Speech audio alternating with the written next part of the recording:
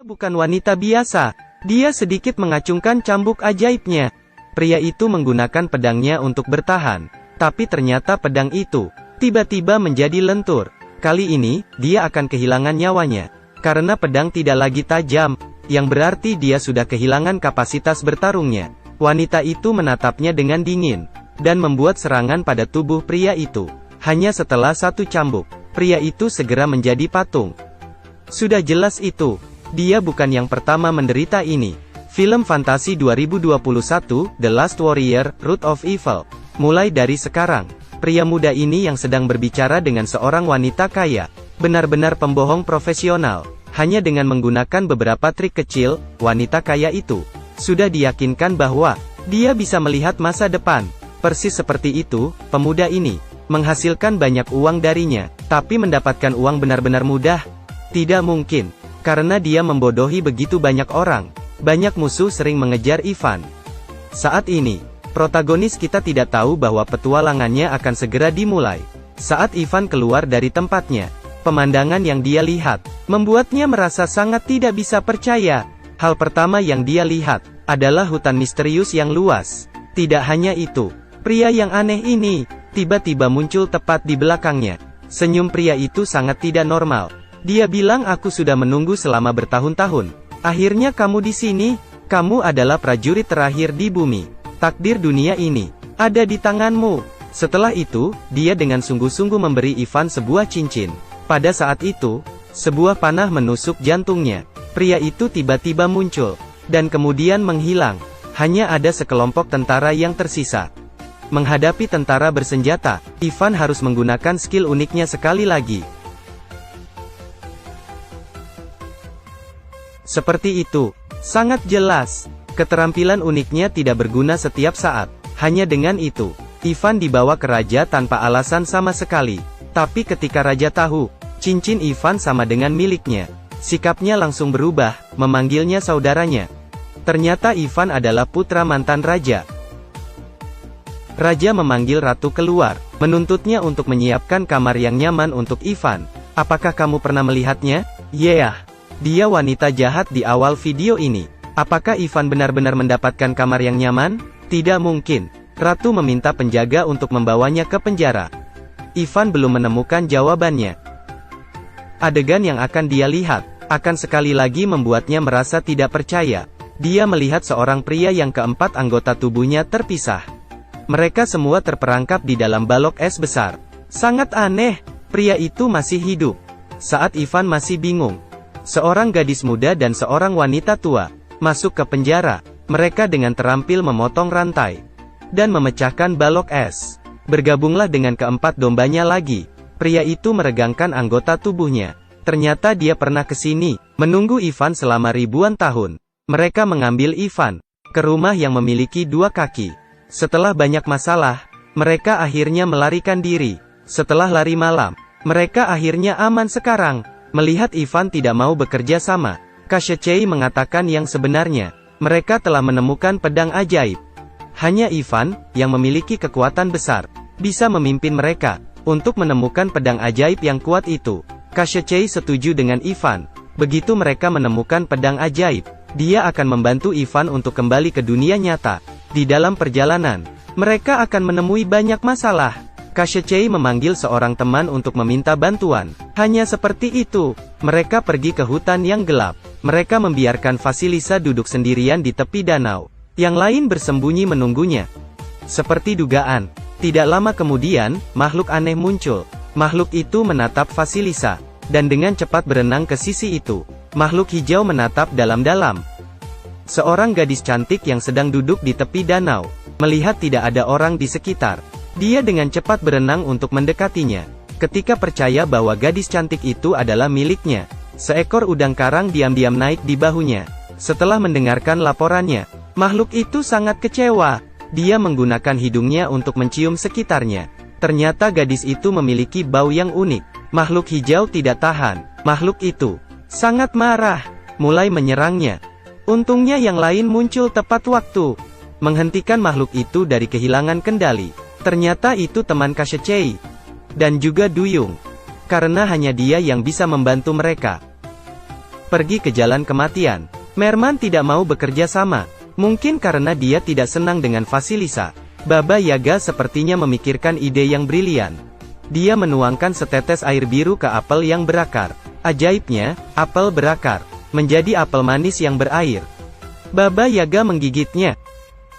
Setelah itu, seorang wanita cantik muncul di depan duyung. Lihat ekspresinya. Kita bisa melihat, dia suka tipenya. Seperti itu, mereka berhasil membujuk duyung itu untuk bergabung dengan mereka menemukan pedang ajaib. Pada saat yang sama, ratu dan tentaranya hanya beberapa meter dari mereka. Sang ratu mencelupkan cambuknya ke dalam danau. Airnya langsung direbus. Udang karang itu hanya bisa menceritakan segalanya padanya. Di sisi lain, tim akhirnya sampai ke jalan kematian. Melihat ikan besar di sungai. Sekarang tugas duyung yang harus melakukannya. Dua wanita membawanya ke sana. Dan tunggu penampilannya. Apakah dia berguna? Tidak sama sekali. Ternyata sungai ini tidak di bawah kendalinya lagi. Ikan sama sekali tidak takut dengan duyung ini. Duyung mereka hanya bisa melompat ke dalam sumur. Pada saat itu, tentara ratu telah mengepung tempat ini. Tidak punya cara untuk kabur. Mereka hanya bisa mengikuti duyung, melompat ke dalam sumur. Karena airnya, penampilan Baba Yaga kembali normal. Ini membuat duyung semakin kesal. Meskipun dia sangat tidak senang, tetapi jika dia tidak melakukan apa-apa, yang lain akan kehilangan nyawa mereka. Duyung itu ragu-ragu. Dia menyelam jauh ke dalam air, membuka mulutnya, untuk menelan semua air ke dalam perutnya. Berkat itu, mereka sampai ke dasar sumur, dan menemukan ada jalan keluar. Mereka membawa duyung itu bersama mereka. Tapi karena dia terlalu banyak minum air, duyung tidak bisa berjalan lagi. Dia memutuskan untuk mengorbankan dirinya sendiri, menggunakan tubuhnya, untuk membantu mereka melarikan diri dari sini. Meskipun mereka tidak ingin meninggalkannya, mereka masih harus berpamitan dan melanjutkan perjalanan. Duyung menggunakan napas terakhirnya untuk memblokir jalan keluar. Pada saat itu, ratu turun ke tempat ini. Melihat wanita jahat ini, dia memuntahkan seteguk besar air. Dia telah mendapatkan kembali harga dirinya. Ratu yang marah, menggunakan cambuknya, untuk mengubah duyung menjadi patung. Air di sumur menyembur keluar dari tubuh duyung. Tapi tidak lama kemudian, mereka dikelilingi oleh tentara ratu lagi. Ratu mengambilnya ke tempat di mana pedang ajaib itu berada. Pedang yang kuat ada di antara pedang biasa ini. Diancam. Ivan mengambil cabang. Cabang biasa ini tiba-tiba menjadi pedang yang indah. Ya, pedang ajaib yang kuat akhirnya muncul. Ivan menggunakan pedangnya. Kekuatannya segera dilepaskan. Cabang biasa ini tiba-tiba menjadi pedang yang kuat. Dia menggunakan pedangnya. Kekuatan besar membuat sang ratu jatuh dari kudanya. Ivan menyelamatkan teman-temannya dan mengembalikan pedang ke Kashechei. Saat Ivan berharap Kashechei memenuhi keinginannya untuk membawa Ivan kembali ke dunianya, raja tiba-tiba muncul di depan mereka. Ternyata Kashechei tidak menginginkan pedang ini. Dia menginginkan batu kehidupan abadi. Mereka saling bertukar. Tapi Kashechei tidak mengharapkan batu yang diberikan raja itu palsu. Batu kehidupan abadi yang sebenarnya ada di tangan sang ratu. Pada saat itu, Vasilisa melemparkan dirinya ke arah raja dan membuatnya jatuh. Pedang ajaib jatuh ke tanah. Melihat kesempatan itu, Ivan melawan prajurit itu dan mengambil pedang ajaib. Melihat ekspresi mereka, teman-temannya percaya pasti menang. Ingin membalikkan keadaan? Tidak mungkin. Ivan memegang pedang di tangannya, tapi dia tidak menyerang musuh. Dia hanya menggambar lingkaran dan kemudian melambaikan tangannya. Sebuah pintu ke dunia Ivan dibuka. Tidak percaya, pada saat ini Ivan tidak menyelamatkan rekan satu timnya. Alih-alih itu, dia memilih untuk kembali ke dunianya. Meskipun Ivan telah kembali ke dunianya, Ivan masih sangat bersalah. Rasa bersalah meninggalkan rekan satu tim membuatnya tidak nyaman sepanjang hari. Dia ingin kembali ke sana, menggunakan cara yang sama seperti sebelumnya, tapi tidak berhasil. Karena tindakannya tidak normal, Ivan dibawa ke kantor polisi. Tapi itu adalah suatu kebetulan bahwa di sana Ivan bertemu dengan pria aneh sebelumnya. Dia menggambar terowongan ke dunia lain. Ivan tak segan-segan melompat ke ring api.